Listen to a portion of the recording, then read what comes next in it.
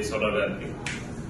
నా పేరు తాళ వెంకటేష్ యాదవ్, తెలుగుదేశం పార్టీ రాష్ట్ర కార్యదర్శి, ఎన్టీఆర్ జిల్లా నంద్యాల నియోజకవర్గ పరిశీలకులుగా ఉంటుంది.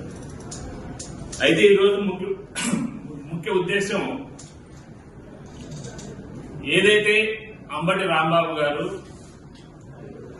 గత 3-4 రోజులుగా వారి నోటికి వచ్చినట్టు మాట్లాడటం మనం చూస్తా ఉన్నాం. ఏది కూడా ఒక విషయానికి పూర్తిగా సంబంధం లేకుండా, ఒక క్లారిటీ లేకుండా, ఎవరో ఒకళ్ళ మీద ఒక మాట వేయాలి, అపవాదు వేయాలి అనే ఉద్దేశంతో మాట్లాడే మాటలు తప్ప ఒక క్లారిటీ లేనటువంటి వివాదాస్పదమైనటువంటి వ్యాఖ్యలను మనం చూస్తా ఉన్నాం. ఈ రోజు కాదు, తెలుగుదేశం పార్టీ పుట్టినప్పటి నుండి కూడా ఈ రాష్ట్రంలో బడుగు బలహీన వర్గాల వారి కోసమే కాదు, ప్రతి ఒక్కరి యొక్క ఆదరాభిమానాలు పొందినటువంటి పార్టీ తెలుగుదేశం పార్టీ.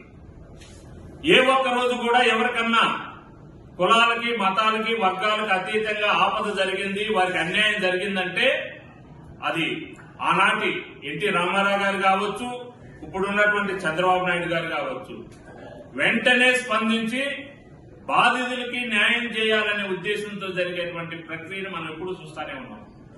దానిలో భాగంగానే ఆ పార్టీలో పనిచేస్తున్నటువంటి నాయకులు ఎవరైనా సరే ప్రతి ఒక్కరిని కూడా వారిని ఫాలో అవుతున్నటువంటి సందర్భంలో నిన్న గుంటూరులో జరిగినటువంటి ఒక దురదృష్టవశాత్తు జరిగినటువంటి సంఘటనని మా ఎమ్మెల్యే గల్లా మాధవి గారు వెంటనే స్పందించి దాని మీద యాక్షన్ తీసుకోవాలని చెప్పేసి చెప్పడం జరిగింది.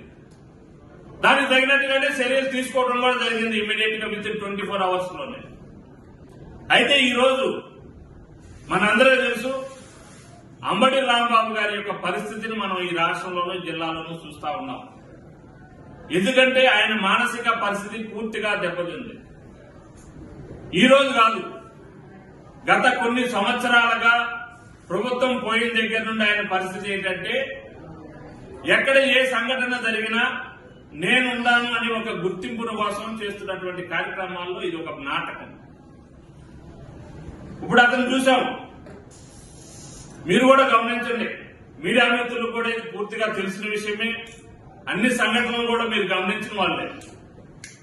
ఈ రాష్ట్రంలో అతనికి ఎవరి నుండి అయినా సరే మద్దతు ఉందా?